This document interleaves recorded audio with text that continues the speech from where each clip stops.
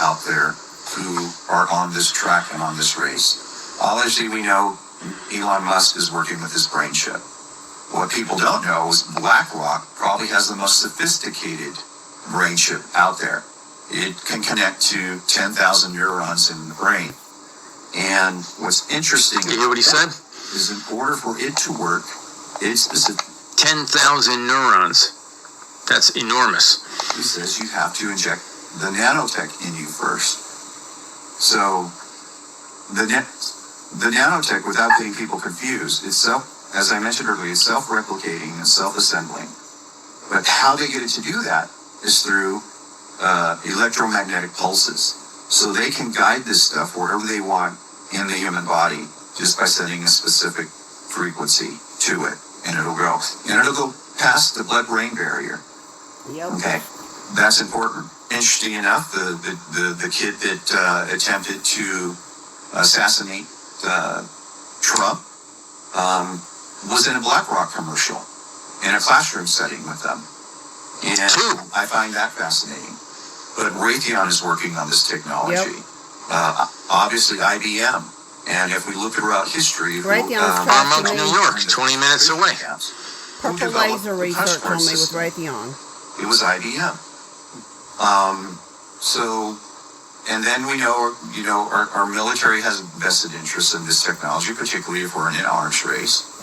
But if you're looking at, President Putin gave an interview to the Politico, and it was in regard to psychotronic weapons.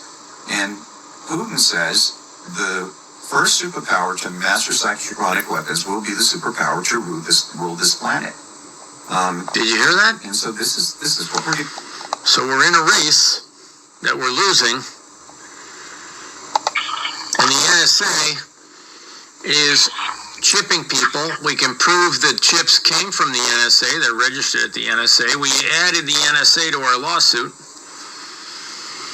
because of Millicent Black, who has 53 chips, folks, and she was targeted for termination, and we stopped the termination of Millicent Black. We spoke to her today for, half an hour? What do you want to say, Sherry? Sherry? She may not want to say. Well, that's okay, because tomorrow we have a meeting with this gentleman on our podcast through Twitter. It'll be on Spaces on X, formerly known as Twitter. We'll be having Jesse Beltran at 8 Eastern. And you can look it up on John. John will be a speaker, so all you have to do is look up his. So listen, folks, you'll get a chance to ask a question, but you gotta stop talking about yourselves so we can hear what this guy has to say. Fair enough? Right. Okay, cool. Another thing, John, is it's going to be at 8 Eastern, and if they want to click on you, just look up John Flynn 20, and then or targeting you. Right. Well, I'm going to share this video right now, and if anybody shares it, you can get back. I just shared your link, okay, on my site. Okay.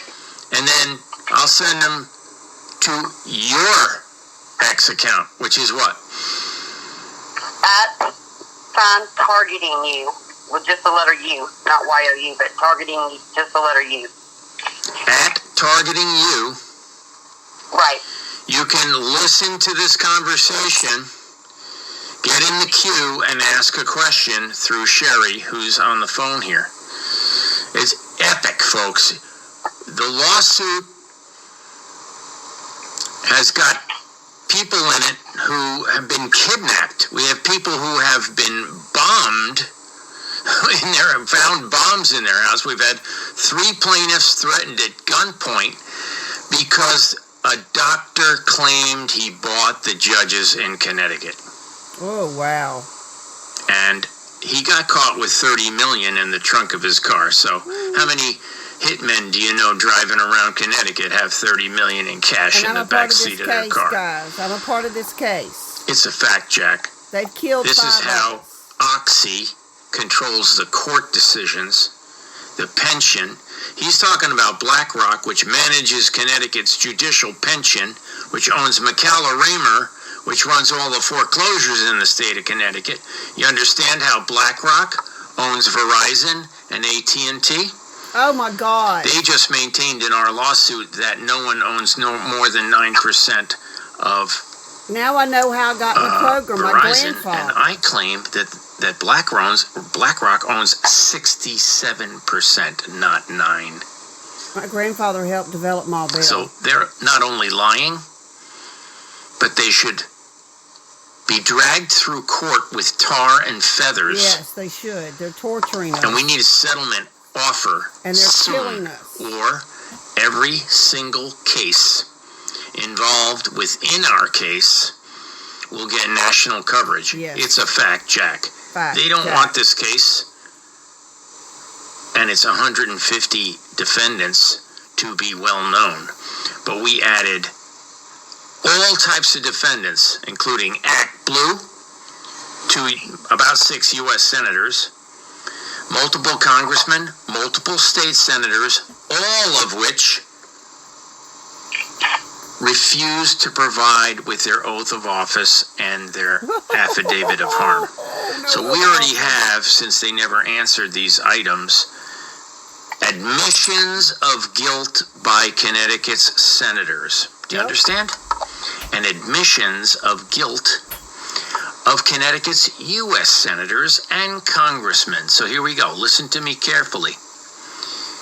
The Brunson versus Alma case, Alma Adams, implicates 275 congressmen and senators that committed treason. Holy crap. And all 3 Democratic Supreme Court judges No, they- recused themselves, leaving the other 6. Ooh, we got you. How do you think they ruled? Was it unanimous? It doesn't matter if it's unanimous or not. I've heard that the Brunson case was successful.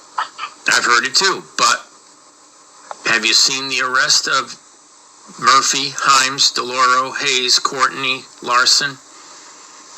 And, Himes? Did I miss one? Anyway, This is the it doesn't case matter alone, guys. because Y'all it need to pray also for us. implicates